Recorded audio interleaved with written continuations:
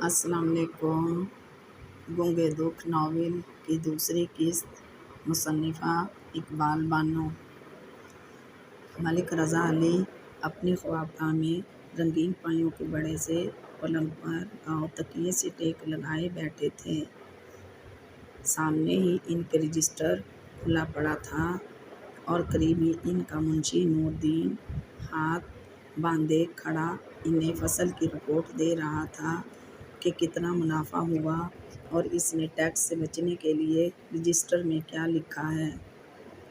اصلی اور نقلی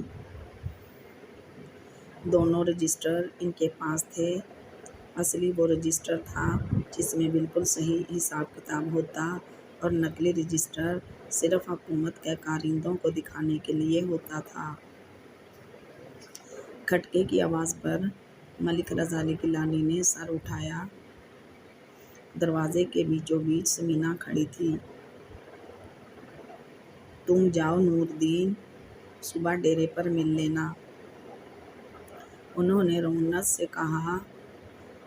نوردین نے رجسٹر اٹھایا، جھک کر سلام کیا اور نظریں جھکائے جھکائے خوابگاہ سے نکل گیا۔ رضا علی بھی پلنگ سے اٹھے اور ہولے ہولے چلتے ہوئے سمینا کے قریب پہنچے۔ اپنے لہجے میں محبتوں کا امرت گھولتے ہوئے انہوں نے کہا، خیر تو ہے سمی؟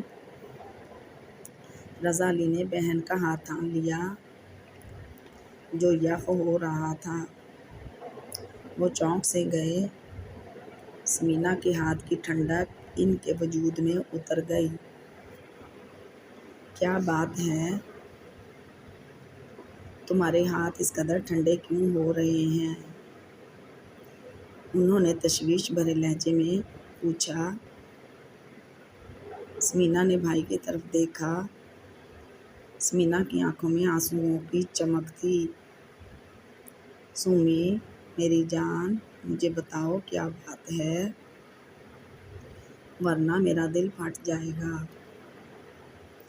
رضا علی نے سمینا کو بازوؤں کے حصار میں لیا تو سمینا نے بھائی کی چوڑی چھاتی پر سر ٹکا کر آنسوؤں کی نہر ہی تو بہا دی۔ اس کا دل بے تحاشا رونے کو چاہ رہا تھا۔ سومی کیا ہوا؟ بتا نا۔ رضا علی کا دل انجانے خدشوں سے دھڑکنے لگا۔ وہ اسے ساتھ لگائے لگائے پلنگ تک آئے اور اس کے آنسو اپنی انگلی کی پور سے صاف کرتے ہوئے بولے، جلدی بتا سومی، ورنہ میرا دل پھٹ جائے گا۔ لالا۔ سمینا نے ہونٹوں کے بھنور سے یہ لفظ نکالا۔ بولو لالا کی جان، آپ میری بات مانیں گے؟ کبھی تمہاری بات ٹالی ہے؟ لالا آپ وعدہ کریں کہ آپ میری خواہش کا احترام کریں گے۔ سمینا سسکتے ہوئے بولی، وعدہ؟ جو تم کہو گی میں وہی کروں گا۔ وہ بغیر سوچے سمجھے بولے۔ یوں بھی سمینا کے آنسو دیکھ کر ان کا دماغ بھگ سے اڑ ہی جاتا تھا۔ لالا میں نادے سے شادی نہیں کروں گی۔ سمینا نے دونوں ہاتھوں سے چہرہ چھپا کر اپنے وجود کی ساری ہمتیں مجتمع کر کے کہا۔ اس نے اپنا چہرہ دونوں ہاتھوں سے چھپا لیا تھا مگر وہ بھائی کا چہرہ نہ دیکھ سکی جہاں ایک ہی وقت میں کئی رنگ آ کر گزرے تھے۔ رضا علی کا جی چاہ رہا تھا کہ وہ ایک لمحے کی تاخیر کیے بغیر سمینا کا گلا گھونٹ دیں، جس طرح اس نے اپنی غیرت اور شرافت کا گلا گھونٹ کر نادر خان سے شادی کرنے سے انکار کر دیا تھا۔ مگر دوسرے لمحے وصفاک لمحہ آ گیا جس نے رضا علی کو اپنی لپیٹ میں لے لیا۔ کیا تم بہن کی بات نہ مانو گے رضا؟ وہ بہن جو بہت پیاری ہے۔ زندگی کے ہر موڑ پر تم نے اس کی ہر خواہش پوری کی، اور یہ جو اس کی آئندہ زندگی کی خوشیوں کا اس پر انحصار ہے، کیا تم بہن کو خوشیاں نہ دو گے؟ اس کو بے مراد کرو گے جب کہ تم اس سے وعدہ کر چکے ہو؟ ملک رضا علی گیلانی کے دل میں طوفان اٹھ رہے تھے اور وہ سوچوں کے جزیروں میں جا نکلے تھے۔ انہوں نے گہری سانس لی اور سمینا کو دونوں بازوؤں سے تھام کر اس کے چہرے کو تکتے ہوئے انکار کی وجہ تلاش کرنے لگے۔ سمینا کی نظریں جھکی ہوئی تھیں اور اسے محسوس ہو رہا تھا کہ رضا علی کی نظریں برچھیوں کی طرح اس کے چہرے کے پار ہوئی جا رہی تھی۔ سمینا، رضا علی کے لب کانپے۔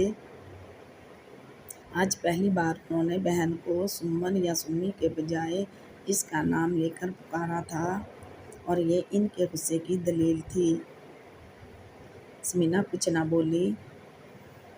رضا علی نے اس کے کندھے سے ہاتھ ہٹا لیے اور رخ موڑ کر کھڑے ہو گئے۔ ان کے اندر جو توڑ پھوڑ مچی ہوئی تھی، اس نے انہیں بے حال کر دیا تھا۔ وہ دل کے درد کو سنبھالتے ہوئے پلنگ پر بیٹھ گئے۔ کمرے میں سکوت کی چادر تنی ہوئی تھی۔ دونوں موجود تھے، لیکن کمرے میں موت کا سناٹا پھیلا ہوا تھا۔ تھوڑی دیر بعد رضا علی کی آواز نے اس سکوت کی چادر میں شگاف ڈالا۔ وہ بارود لہجے میں کہہ رہے تھے، سمینا، لڑکیاں انکار اس وقت کرتی ہیں جب انہیں کوئی اور پسند ہو۔ وہ لفظ کوئی اور پر زور دے کر بولے۔ کیا خیال ہے، میں صحیح سمجھا ہوں نا؟ سمینا کا جھکا ہوا سر مزید جھک گیا۔ مجرم ہونے کا یہی ثبوت کافی تھا۔ اس کے ساتھ ہی اس کی آنکھیں پھر بہتی ندی بن گئیں۔ مت رو سمینا، رضا علی کی بھاری آواز گونجی۔ تمہیں علم ہے کہ تمہارے آنسو میری سب سے بڑی کمزوری ہیں۔ یہ مجھے خس و خشاک کی طرح بہا کر لے جاتے ہیں۔ جس طرح تم نے ہمت کر کے نادر جیسے ذہین و فطین اور محبت کیے جانے کے قابل شخص سے شادی کرنے سے انکار کیا ہے، اسی طرح، اسی ہمت اور اسی دلیری سے مجھے اس شخص کا نام بھی بتا دو، جس کی محبت اور جذبے نادر سے بڑھ کے ہیں۔ ان کا لہجہ جذبات سے عاری اور کھوکھلا تھا۔ سمینا سر جھکائے رہی، کچھ بھی تو نہ بولی، اور رضا علی چاہتے تھے کہ وہ کچھ کہے، کچھ بولے۔ تبھی تو وہ کڑک کر بولے، کہو کچھ سمینا، مجھے خاموشی کی مار مت مارو۔ کون ہے وہ؟ سمینا نے جھکا ہوا سر اٹھایا۔ رضا علی کے جذبات سے عاری چہرے کی طرف دیکھا اور سوچنے لگی، کیا خبر مجھے اپنے خوابوں کی تعبیر مل جائے، لالا مان جائیں۔ اس نے ایک لمحے کے 1000ویں حصے میں رضا علی کو عرفان صدیقی کے بارے میں سب کچھ بتانے کا فیصلہ کر لیا۔ کیا وہ ہمارا ہم پلہ ہے؟ رضا علی نے سمینا کو خاموش دیکھ کر خود ہی سوال کر ڈالا۔ اگر ہم پلہ ہوتا تو اب تک آ نہ گیا ہوتا؟ سمینا نے اٹکتے ہوئے کہا۔ ہوں۔ انہوں نے ہنکارا بھرا اور بولے، ملاقات کہاں ہوئی؟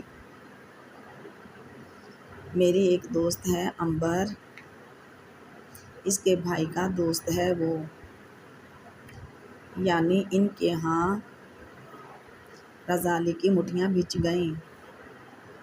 جی، سمینا نے دوبارہ سر جھکا لیا۔ تم نے میری محبت کا صلہ بہت غلط انداز میں دیا ہے سمینا۔ خیر، وہ کرتا کیا ہے؟ پچھلے سال ایم اے کیا تھا، بینک میں آفیسر ہے، سمینا نے بتایا۔ تم نے اچھا برا سوچ تو لیا ہے نا؟ کہیں وہ تمہیں سیڑھی تو نہیں بنا رہا؟ آپ اس سے مل لیں لالا، آپ کو پتہ چل جائے گا کہ اس کی بات مکمل ہونے سے پہلے رضا علی ہاتھ اٹھا کر بولے، کیا تم اس کی غربت کو بھی اس کی طرح اپنا لو گی؟ ہم دونوں میں بہت انڈرسٹینڈنگ ہے۔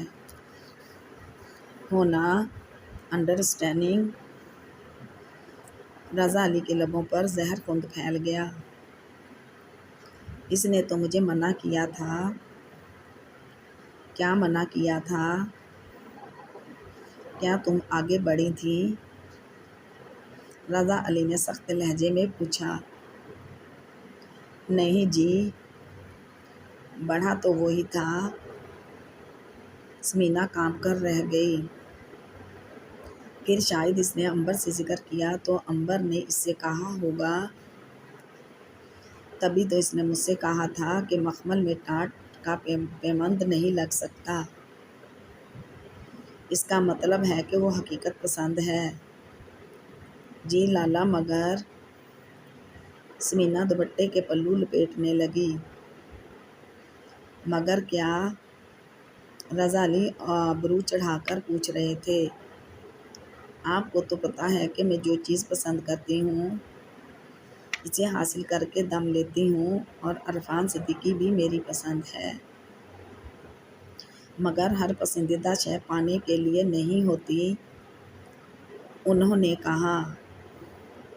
لیکن لالا، آپ نے ہمیشہ میری پسندیدہ شے مجھے دی ہے۔ یہی تو سوچ رہا ہوں کہ کہاں غلطی ہوئی ہے۔ اگر یہ غلطی ہے لالا، تو آپ کو بچپن ہی سے سرزش کرنی تھی۔ سمینا نے ثانیت سے کہا۔ تو یہ بھی میرا جرم ہے؟ رضا علی ہنس دیے۔ سمینا، یہی تو ہم لوگ برا کرتے ہیں کہ بچپن کی ہر بات مانتے ہیں، اور جب زندگی کی اہم خواہش کا وقت آتا ہے تو ہم راستے کا روڑا بن جاتے ہیں۔ مگر سمینا، میں بہت مختلف ہوں۔ تمہیں تمہاری ہمت کی داد ضرور ملے گی۔ میں تمہارے راستے کی دیوار نہیں بنوں گا۔ تمہیں تمہاری پسند ضرور ملے گی۔ سچ لالا؟ سمینا نے حیرت سے انہیں دیکھا۔ اسے یقین نہ تھا کہ رضا علی اتنی جلدی مان جائیں گے، مگر وہ مان گئے تھے اور لبوں پر مسکان سجائے بہن کو دیکھتے ہوئے کہہ رہے تھے، ایک شرط ہے سمینا۔ جی لالا؟ تمہیں علم ہے کہ ہم لوگ ادلے بدلے کی شادی کرتے ہیں۔ عرفان سے کہو کہ وہ تمہارے بدلے میں اپنی بہن دے۔ حالانکہ تمہارا بدل اس کی بہن نہیں ہو سکتی، مگر یہ ضروری ہے۔ لیکن آپ کی تو سعیدہ سے منگنی، سعیدہ سے بھی شادی ہوگی، مگر پہلے عرفان صدیقی کی بہن سے۔ سعیدہ سے بھی شادی ہوگی، مگر پہلے عرفان صدیقی کی بہن سے۔ آپ سعیدہ کو چاہتے ہیں لالا؟ سمینا نے یاد دلایا۔ چاہنے سے کیا ہوتا ہے سمینا؟ نادر بھی تو تمہیں پسند کرتا ہے۔ کیا تم نے اس کا خیال کیا؟ نہیں نا؟ بس تو یہ خیال بھی دل میں مت لاؤ کہ نہیں لالا، مجھے نہیں چاہیے عرفان۔ سمینا نے ایک دم ہی فیصلہ کر لیا۔ وہ بھائی کے دل کی دنیا نہیں اجاڑنا چاہتی تھی۔ اسے معلوم تھا کہ وہ سعیدہ کو کس قدر شدت سے چاہتے ہیں۔ ان کی پتھر پر لکیر ہوتی ہے۔ تم عرفان سے کہہ دو میں اس کی بہن سے شادی کروں گا۔ وہ نہایت کروفر سے بولے۔ اگر وہ نہ مانے؟ سمینا نے خدشہ ظاہر کیا۔ اسے ماننا پڑے گا۔ رضا علی گیلانی پاؤں پٹک کر بولے، اس لیے کہ جب میں آسمان ہو کر جھک رہا ہوں تو وہ یہ معمولی سی بات کیوں نہیں مانتا؟ اس سے آج ہی فون کر کے معلوم کرو اور پھر وہ بزرگوں کے ساتھ آ جائے۔ رضا علی کے لہجے میں غرور بھرا ہوا تھا۔ آپ اس کی بہن کو تو دیکھ لیتے۔ تمہاری خاطر رضا آگ میں بھی کود سکتا ہے سمینا۔ ان کے لہجے میں ایک دم ہی نرمیاں سمٹ آئیں اور سمینا کی نظریں گڑ گئیں۔ اس کا جی چاہا کہ زمین شک ہو جائے اور وہ اس میں اتر جائے۔ ماں جی سے بات، تم اس کی فکر مت کرو، سب مجھ پر چھوڑ دو۔ اپنے ذہن کو ہر الجھاؤ سے نکال دو۔ میں جانوں اور میرا کام۔ رضا علی نے اس کا سر تھپکا اور اسے تنہا چھوڑ کر خواب گاہ سے نکل گئے۔ سمینا کو معلوم ہی نہ ہو سکا کہ اس کے بھائی نے اپنے دل کے ٹکڑے کر کے اس کا مان برقرار رکھا ہے۔ رضا علی کے دل میں تو عجیب سا درد ہلکورے لینے لگا تھا۔ آنکھوں میں غم کی شدت سے سرخی تیرنے لگی تھی۔ وہ ڈیرے پر پہنچے اور کرسی پر بے دم سے ہو کر گر گئے۔ ان کے خوابوں کے چمن میں آگ لگ گئی تھی اور اس کے شعلے اپنی لمبی لمبی زبانوں سے ان کے دل کو چاٹ رہے تھے۔ وہ سرے راہ ہی لٹ گئے تھے۔ لوٹنے والے بھی اپنے ہی تھے۔ اپنی بہن، ماں جائی، پیاری بہن، جس نے انجانے میں ہی میٹھی چھری ان کے دل میں اتار دی تھی، اور انجانے میں لٹنے کا غم ہر دکھ پر بھاری ہوتا ہے۔ یہ محبت بھی عجیب ہوتی ہے۔ اس کے تقاضے بھی بڑے بے چین کر دینے والے ہوتے ہیں۔ انہیں بھی تو سعیدہ سے محبت تھی، جیسے کہ سمینا کو عرفان صدیقی سے تھی، مگر وہ اپنی محبت کو بہت اعلیٰ اور رافع سمجھتے تھے کہ کسی اور کومل وجود کی موجودگی میں بھی سعیدہ کی یاد کا کنول ان کی روح کی جھیل میں ہلکورے لیتا رہتا۔ سعیدہ اور ان کی محبت کا سلسلہ تو روح سے جڑا ہوا تھا۔ وہ اس سے ملنے، اسے دیکھنے کے لیے ہر ماہ رتن پور جایا کرتے تھے، اور جب وہ وہاں ایک رات رہ کر واپس آتے تو دل کی تشنگی اور روح کی بے کلی سعیدہ سے مل کر اور بڑھ جاتی۔ جو لمحے اور ساعتیں سعیدہ کی سنگت میں گزارتے، لگتا تھا وہی زندگی کا ماہ حاصل تھے۔ جو لمحات اس کے امر پیار کی مدھر خوشبو کے سار میں بیتتے،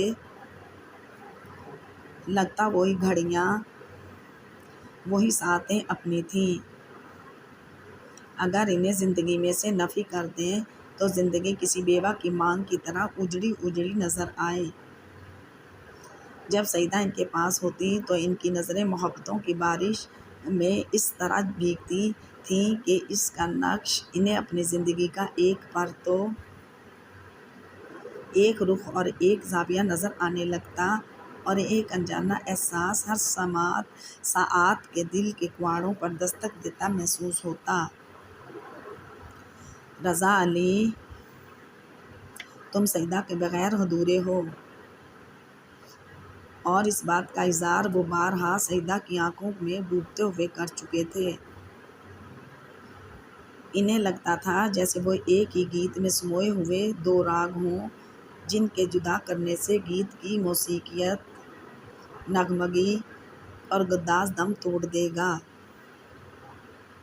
سعیدہ سے مل کر آتے تو سعیدہ کی قربت کی خواہش اور شدتیں اور بڑھ جاتیں۔ کام کرتے وقت بھی اس کا تصور روح کے آنگن میں اسی طرح موجود ہوتا جس طرح پھول میں خوشبو۔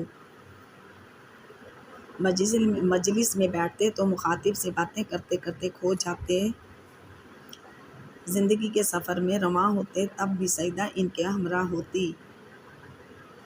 جب تنہائیوں کی گود میں سر رکھ کر خود سپردگی کے عالم میں کھونا چاہتے تو پھر سیدہ کا تصور چودھویں کے چاند کی طرح ان کے اندر طلوع ہوتا۔ اپنی ان بےتابیوں کو وہ کوئی نام نہ دے سکتے تھے۔ وہ تو نادر کے آنے کے دن گن گن کر کاٹ رہے تھے کہ وہ آتا اور یہ دوری ختم ہوتی، مگر وقت نے انہیں انجانی سلیپ پر چڑھا دیا تھا۔ ابھی ایک ہفتہ قبل ہی تو وہ اپنی جانا سے مل آئے تھے۔ اب ایک ایک لمحہ انہیں یاد آ رہا تھا جب وہ حویلی کے پچھواڑے بنے حوض کے کنارے سیدہ سے چاند کی دودھیا چاندنی میں ملے تھے۔ رتن پور کی اس حویلی کے مکین اپنی اپنی خوابگاہ میں سوئے ہوئے تھے اور رضا علی سیدہ کے ساتھ حوض کی منڈیر پر بیٹھے اس کی آنکھوں سے مے پیتے ہوئے بہک کر مدہوش ہو کر بھی ہوش میں رہتے تھے۔ رضا علی کو اپنی یہ عادت بہت پسند تھی کہ جب بہت زیادہ بہکنا ہوتا وہیں آگے بڑھتے تھے۔ یہ درست تھا۔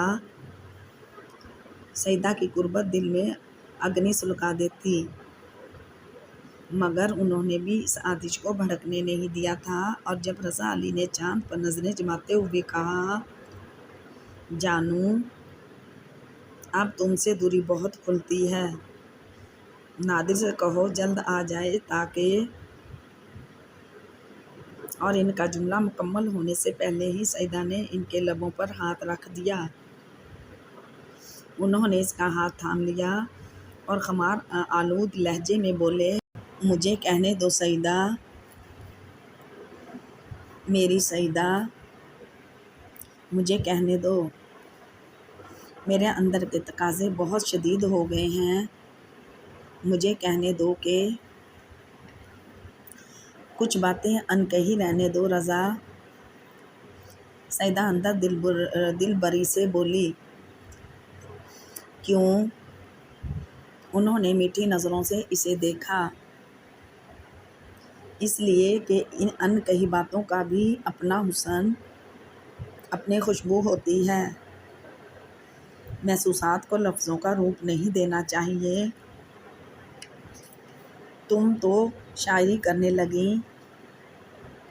رضا علی نے ہنس کر سیدہ کے ہاتھ کی پشت پر اپنے تپتے ہوئے لب رکھ دیے اور سیدہ نے جلدی سے ہاتھ کھینچ لیا۔ غلط حرکتوں کی اجازت نہیں، وہ شوخی سے بولی، جی چاہتا ہے تمہیں سالم نگل لوں۔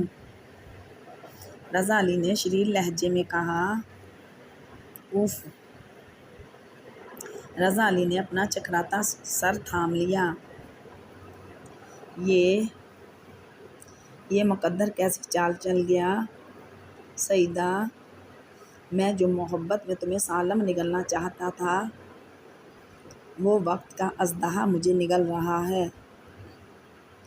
میں آہستہ آہستہ تحلیل ہو رہا ہوں۔ ان کا دماغ چیخ رہا تھا۔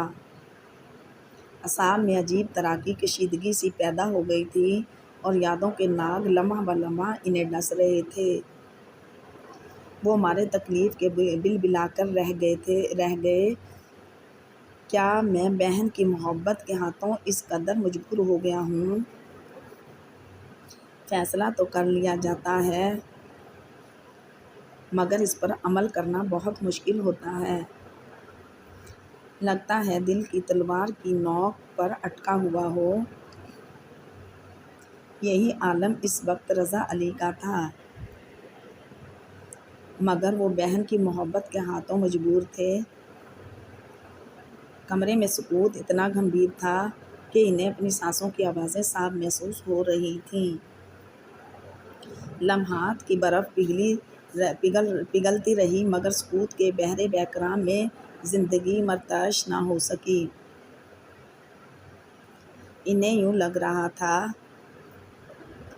جیسے سیدہ شکوہ کناں نظروں سے انہیں دیکھ رہی ہو اور اس کی نظریں ان کا جسم چھید رہی ہوں۔ رضا علی کا دل ڈوبنے لگا۔ انہوں نے یادوں کے افریت سے پیچھا چھڑانے کے لیے قریب پڑا ہوا ٹیپ ریکارڈ آن کر دیا۔ عطا اللہ نیازی نہایت دلسوز آواز میں گا رہا تھا: دل لگایا تھا دل لگی کے لیے، بن گیا روگ زندگی کے لیے۔ ہوں۔ بے ساختہ رضا علی کے ہونٹوں پر مسکراہٹ ابھری۔ میں نے تو دل لگی کے لیے دل نہیں لگایا تھا، مگر مجھے یہ یقین ضرور ہے کہ یہ روگ زندگی بھر کا روگ بن جائے گا۔ ہاں سیدہ، خدا گواہ ہے کہ میں نے دل لگی نہیں کی تم سے۔ تم تو نہ جانے کب چپکے سے میرے دل میں اتر آئی تھیں۔ ان کے خیال کی ہر پاکڈنڈی سیدہ کے تصور کی شاہراہ پر جا کر ختم ہوتی تھی۔ ہاتھ بڑھا کر رضا علی نے ٹیپ بند کر دیا اور خیالات کی یورش سے تنگ آ کر کمرے میں ٹہلنا شروع کر دیا۔ عرفان صدیقی نے ابا میاں اور بی اماں سے جو کچھ کہا تھا، چند لمحوں کے لیے تو ہر طرف خاموشی چھا گئی تھی۔ صالحہ خاتون نے محسوس کیا جیسے ہر شے کی نبض ان کے دل کی دھڑکنوں کی طرح رک گئی ہو۔ تم باولے تو نہیں ہو گئے عرفان؟ بی اماں کی حیران کن آواز ابھری۔ بی اماں، آپ یہ تو دیکھیں کہ رضا علی کتنے رئیس آدمی ہیں۔ عرفان نے لالچ دیا تو ان کی دولت ہمارے کس کام کی؟ بی اماں گیلی لکڑی کی طرح چٹک کر بولیں۔ صالحہ آپا وہاں بہت خوش رہیں گی، عرفان نے کہا۔ نہیں عرفان بیٹا، تم غلط سمجھ رہے ہو۔ دولت کبھی کسی کو خوشی نہیں دے سکتی۔ جن کے پاس یہ نہیں ہوتی وہ ایسی ہی باتیں کرتے ہیں۔ عرفان منہ بنا کر بولا۔ بس میں نے کہہ دیا، ایسا ممکن نہیں، بی اماں گرج کر بولیں۔ میں وعدہ کر چکا ہوں۔ کس سے پوچھ کر وعدہ کیا تم نے؟ تمہیں معلوم تو ہے کہ وہ… ہاں ہاں، آپ کو تو بس صالحہ آپا ہی پسند ہیں، میری خوشیوں کا تو احساس ہی نہیں ہے۔ عرفان کا لہجہ تیز اور لفظ زہر تھے۔ تم بھی مجھے اتنے ہی عزیز ہو جس قدر صالحہ۔ میں ہر قیمت پر ثمینہ کو اپنانا چاہتا ہوں۔ تم اپنی خوشی حاصل کرو، میں منع نہیں کرتی، مگر بہن کو تو اسے تپتے تنور میں مت دھکیلو۔ بی اماں، وہ بہت بڑی حویلی ہے، اور پھر رضا علی نے خود کہا ہے کہ وہ… بی اماں اس کی بات کاٹ کر بولیں۔ مجھے حویلیوں کے خواب مت دکھاؤ عرفان۔ یہ حویلیاں اوپر سے دیکھنے میں جس قدر خوبصورت نظر آتی ہیں، یہ اتنی ہی بھیانک غار ہوتی ہیں، جہاں کتنی ہی جوانیاں سسکتی رہتی ہیں۔ نہیں ضرورت صالحہ کو حویلیوں کی۔ آپ چاہتی ہیں کہ صالحہ آپا ساری زندگی ایک معمولی اسکول ٹیچر ہی رہیں؟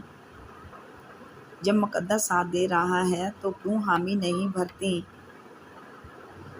عرفان نے اونچے لہجے میں کہا۔ اس طرح تو اس نے کبھی بھی بات نہ کی تھی۔ آج اس کے لہجے میں نہ لحاظ رہا تھا اور نہ ہی شرم و حیا۔ محمود صدیقی نہایت حیرت اور استعجاب سے بیٹے کو دیکھ رہے تھے، جو اپنی محبت کو پانے کے لیے فرشتہ جیسی ماں سے اونچی آواز میں بول رہا تھا۔ میں نے ثمینہ سے وعدہ کر لیا ہے کہ ہمیں یہ رشتہ منظور ہے۔ آخر اعتراض کی وجہ کیا ہے؟ اس قدر دولت مند آدمی، بیٹا جس طرح دولت ایک دم سے آتی ہے اسی طرح دیکھتے ہی دیکھتے غائب ہو جاتی ہے، اور مجھے یقین ہے کہ صالحہ کو کبھی دولت کی خواہش نہیں رہی۔ بی اماں نے جتایا، تبھی صبح اسکول جاتی ہیں اور شام کو ٹیوشن پڑھاتی ہیں۔ عرفان کے لفظ زہر میں بھجے ہوئے تھے۔ صالحہ خاتون دروازے کا پٹ تھامے بیت مجنوں کی طرح کانپ رہی تھیں۔ یا خدا، یہ کون سا مقام ہے؟ اپنی خوشیوں پر عرفان مجھے قربان کرنا چاہتا ہے، جبکہ اسے علم ہے کہ میں جاوید کی منتظر ہوں۔ اس قدر عشق میں اندھا ہوا ہے کہ اسے میرے دائیں ہاتھ کی تیسری انگلی میں چھلا بھی نہیں نظر آ رہا ہے، جس کے حصار میں جکڑی ہوئی ہوں۔ صالحہ نے اس چھلے کو دیکھا جس کی سطح پر 3 نگ جڑے ہوئے تھے۔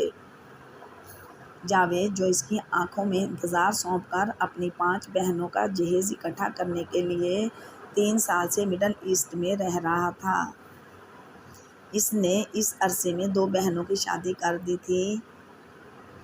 گھر کے حالات بھی درست ہو گئے تھے، اور اب زینت خالہ، جاوید کی والدہ، کا خیال تھا کہ آئندہ سال جب جاوید آ جائے گا تو اس کی بھی شادی کر دی جائے گی۔ صالحہ کو بھی جاوید کی ذمہ داریوں کا احساس تھا، اور یوں بھی متوسط طبقہ عموماً اپنی ذمہ داریوں کی زنجیروں میں جکڑا رہتا تھا۔ عرفان، تم نے میری ریاضتوں کا یہ صلہ دیا ہے؟ صالحہ نے ہونٹ کچلتے ہوئے سوچا۔ آج میری ٹیچری تمہیں بری لگ رہی ہے؟ تمہیں شاید علم نہیں کہ پورے 7 برس سے بیٹا بن کر ابا میاں کا ہاتھ بٹا رہی ہوں۔ تم تو ابھی 6 ماہ سے ہی سروس کر رہے ہو تو اونچا بول رہے ہو، میں نے تو کبھی اونچا سانس بھی نہیں لیا۔ عرفان، مت نکالو مجھے جاوید کی محبت کے اظہار سے، میں مر جاؤں گی۔ اگر زندہ بھی رہی تو کیسے جیوں گی؟ مردہ دلی سے میری بھیٹ مت دو عرفان، مت دو۔ آنسو صالحہ کی آنکھوں میں آتے رہے، مگر انہوں نے پلکوں کے بند بڑے مضبوط باندھے ہوئے تھے۔ وہ رونا نہیں چاہتی تھیں، سب مقدر کا لکھا سمجھ کر قبول کرنا چاہتی تھیں۔ گھر کی فضا ایک دم میں مکدر ہو کر رہ گئی تھی۔ عرفان نے گھر والوں سے بات کرنا بھی چھوڑ دی تھی۔ صبح بینک چلا جاتا اور رات گئے گھر آتا تو اپنے کمرے میں بند ہو جاتا۔ کوئی اگر اسے بات کرتا تو کاٹ کھانے کو دوڑتا۔ یوں لگتا تھا جیسے گھر پر کسی آسیب کا سایہ ہو گیا ہو۔ جب کسی سے ہی عشق ہو جاتا ہے تو محبت کرنے والے اندھے، بہرے اور گونگے ہو جاتے ہیں۔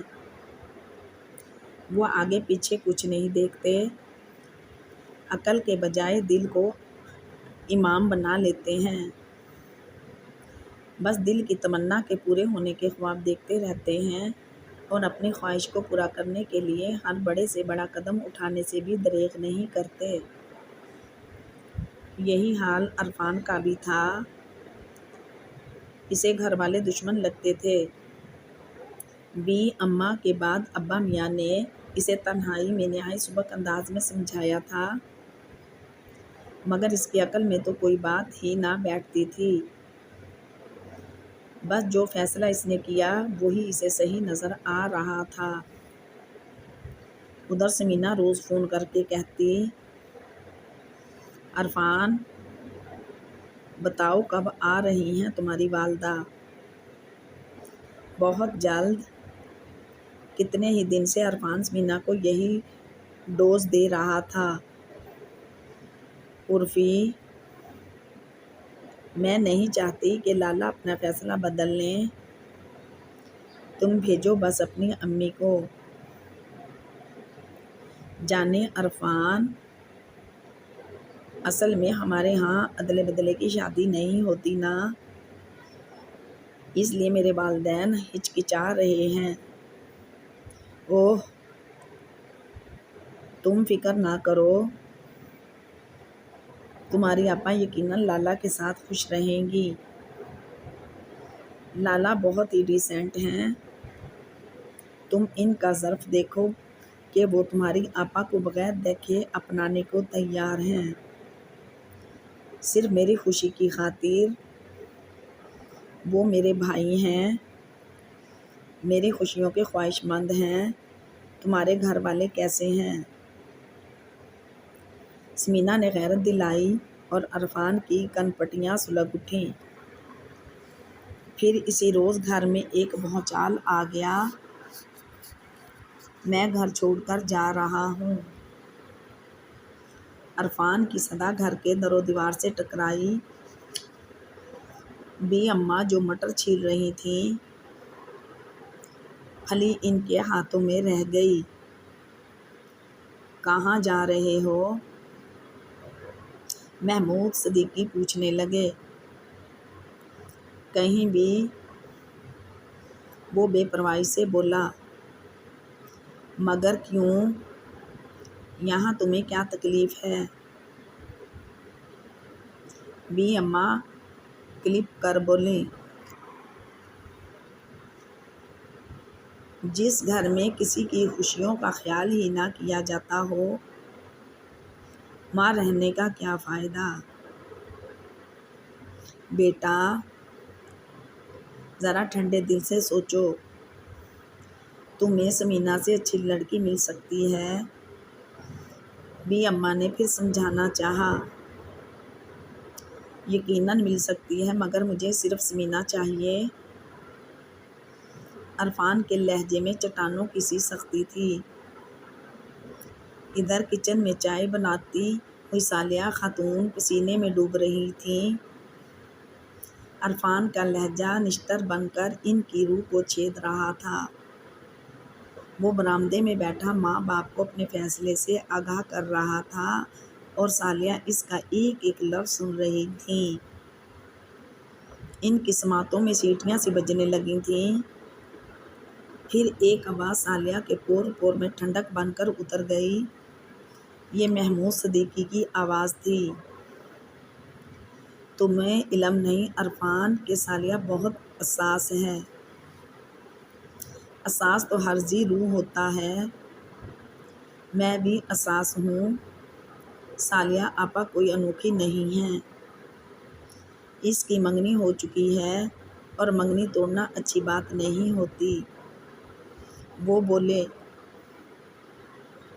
منگنی ہی تو ہوئی ہے، نکاح تو نہیں ہوا۔ شگنوں پر کون یقین رکھتا ہے؟ آخر سمینا کی منگنی بھی تو ٹوٹے گی۔ اس کی منگنی تو بچپن سے اس کے پھوپھی زاد سے ہوئی ہے اور صالحہ آپا کی منگنی تو صرف 3 سال ہی ہوئے ہیں۔ زبان کی بہت اہمیت ہے عرفان، زبان انسان کی آبرو ہوتی ہے۔ محمود صدیقی دھیمی لہجے میں سمجھا رہے تھے۔ ابا میاں، یہ سب پرانے زمانے کی پرانی اور فرسودہ باتیں ہیں۔ انسان کو بہترین شے کی جستجو کرنی چاہیے، بس آج فیصلہ ہو جانا چاہیے۔ اگر آپ نہیں مانتے تو میں چلا جاؤں گا۔ فیصلہ چاہتے ہو؟ محمود صدیقی گرج کر بولے۔ صالحہ نے آج پہلی بار باپ کو گھر میں اتنی زور سے بولتے سنا تھا، ورنہ وہ تو ہمیشہ بہت نرم اور علیم لہجے میں بات کرتے تھے کہ ان کے لفظ دل میں اتر جاتے۔ تو عرفان میاں، تم جانا چاہتے ہو تو چلے جاؤ، میری بیٹی تمہاری بے تکی خواہش کی بھینٹ نہیں چڑھے گی۔ نکل جاؤ یہاں سے، یہی میرا فیصلہ ہے۔ وہ گرجے، نہیں نہیں۔ ثالیہ یہ فیصلہ سن کر کانپ گئیں۔ وہ تیزی سے کچن سے باہر آئی تو عرفان نہایت کھردرے لہجے میں بول رہا تھا، ایسا لہجہ جس سے بغاوت کی بو آ رہی تھی۔ ٹھیک ہے ابا میاں، میں چلا جاتا ہوں، ترستے رہیے گا میری صورت کو۔ آپ نے ہمیں دیا ہی کیا ہے، ہر معاملے میں رکاوٹیں کھڑی کر دیتے ہیں۔ آخر ہمیں بھی اپنی پسند کی زندگی گزارنے کا حق ہے۔ جا رہا ہوں میں، دے دیجیے گا اس ٹٹ پنجیے جاوید کو بیٹی۔ عرفان نے قدم اٹھایا ہی تھا کہ ایک نحیف سی آواز نے اس کے قدم جکڑ لیے۔ عرفان! اس نے پلٹ کر دیکھا۔ برآمدے میں ستون کا سہارا لیے ثالیہ خاتون کھڑی تھیں۔ سفید دوپٹے نے چہرے کے گرد ہالا کیا ہوا تھا۔ ان کی سیاہ موٹی موٹی آنکھیں نیر بہا رہی تھیں۔ گلابی پنکھڑیوں جیسے لب کپ کپا رہے تھے۔ چہرے کی زردی چیخ چیخ کر کہہ رہی تھی، عرفان! کیا میں ایسا بوجھ ہوں جسے تم بلا سوچے سمجھے اتار پھینکنا چاہتے ہو؟ ابھی تو میں خود اپنا بوجھ اٹھاتی ہوں، سروس کرتی ہوں، ٹیوشن کرتی ہوں۔ پھر بھی ایک لمحے کے لیے عرفان کا دل پسیجا۔ تمہاری بہن جاوید کو پسند کرتی ہے، مت روند اس کی خوشیاں عرفان، نہ اسے جیتے جی قبر میں اتارو۔ اس سے پہلے کہ اس کی آواز بہن کی محبت پر غالب آتی، ثمینہ کا کھنکتا لہجہ اس کی سماعتوں سے ٹکرایا۔ تمہارے گھر والے کیسے ہیں جنہیں تمہاری خوشیاں عزیز نہیں ہیں؟ یہ جملہ جلتی پر تیل کا کام کر گیا۔ وہ ایک دم ہی بھڑک اٹھا۔ میرا یہاں سے چلا جانا ہی بہتر ہے۔ یہاں کے مکین میری خاطر خود کو بدلنے کے تیار نہیں، تو میں کیوں رہوں یہاں؟ عرفان کا ایک ایک لفظ تیزاب تھا۔ مجھ سے تو تم نے کچھ نہیں کہا، ثالیہ نے آہستگی سے کہا۔ آپ سے کیا مل جاتا؟ عرفان نے کھوکھلے لہجے میں کہا۔ کہہ کر تو دیکھتے، میں جان بھی دے سکتی ہوں۔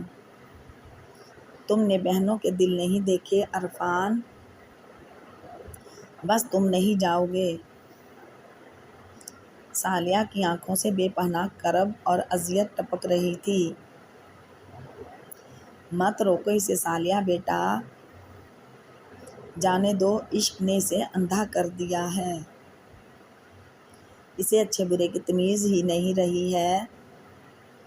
بدبخت کو یہ بھی معلوم نہیں کہ ڈال سے ٹوٹے پتے کی کوئی حیثیت نہیں ہوتی۔ وہ ہر ایک کے پاؤں تلے آتا ہے۔ جب یہاں سے چلا جائے گا تب اسے احساس ہوگا۔ محمود صدیقی گرجے تو ثالیہ نے آگے بڑھ کر ان کے بازو پر اپنا ہاتھ رکھ دیا۔ ابا میاں، آپ عرفان کی بات مان لیں، مت جانے دیں اسے۔ یہ تم کیا کہہ رہی ہو؟ مارے حیرت کے بھی اماں کا چشمہ ڈھلکا جا رہا تھا۔ جی ہاں، اگر عرفان اس گھر سے چلا گیا تو میں خود کو کبھی بھی معاف نہیں کروں گی۔ مجھے آپ کو اور اس گھر کو عرفان کی ضرورت ہے۔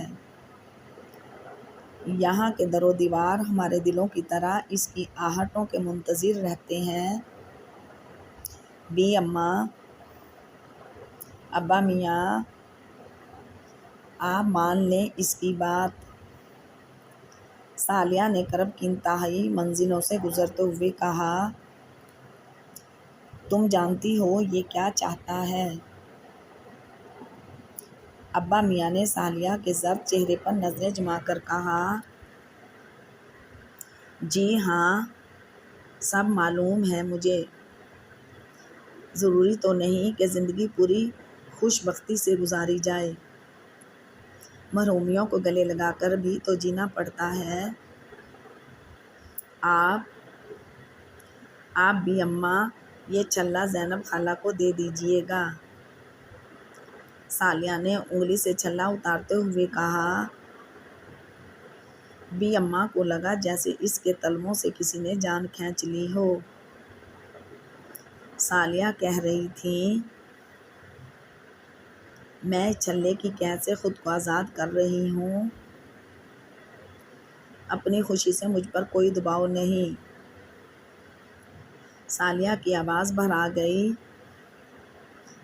اس نے چھلا اتار کر لرزتے ہاتھوں سے بی اماں کے سامنے پڑی پلیٹ میں رکھ دیا، جس میں وہ مٹر کے دانے چھیل چھیل کر رکھ رہی تھیں۔ پھر وہ رکی نہیں، آنسوؤں پر بند باندھے ضبط کی کڑی منزلوں سے گزرتی ہوئی وہ کمرے میں چلی گئیں۔ عرفی، لڑکیاں تو ہوتی ہی مسافر ہیں، انہیں والدین کے گھر سے شوہر کے گھر تک سفر طے کرنا پڑتا ہے، چاہے زندگی کا ساتھی من پسند ہو نہ ہو، اس لیے کہ ہم مقدر کے تابع میں ہیں، مقدر ہمارا تابع نہیں۔ سارے کام قدرت کے طے شدہ پروگرام کے مطابق ہوتے ہیں اور انسان اپنے اونچے اونچے خوابوں کے تاج محل کو بھسم ہوتے ہوئے دیکھتا رہتا ہے۔ ثالیہ کرسی کی ٹیک سے ماتھا ٹکائے سوچے جا رہی تھیں۔ پھر ان کے تصور کے افق پر جاوید کی شبہ ابھری۔ جاوید! ان کے ہونٹ سوکھے پتوں کی طرح کانپے۔ تمہیں معلوم نہیں ہوگا کہ لڑکیاں کتنی مجبور ہوتی ہیں۔ تم مجھے چاہے بے وفا کہنا یا جو دل چاہے میری اس قربانی کو نام دو، مگر یہ ضرور جان لینا کہ ثالیہ کے سارے کنوارے خواب صرف تم سے منسوب تھے۔ اس نے چھلے کے اثار میں آتے ہی تمہیں چاہنا شروع کیا تھا اور فقط تمہاری ہی بن جانے کے خواب دیکھے تھے۔ پتہ نہیں ملک رضا علی گیلانی کہاں سے آ گئے اور میں اپنے ماں جائے کی خاطر اپنے ہی ہاتھوں اپنے دل کے ٹکڑے کرنے پر مجبور ہوں کہ میرے دیر کی یہی خوشی ہے۔ ثالیہ روتی رہیں، سسکتی رہیں۔ وہ آج اپنے سارے آنسو بہا دینا چاہتی تھیں تاکہ آئندہ آنکھوں کے فرش گیلے نہ ہوں۔ ہائے واللہ سائیاں!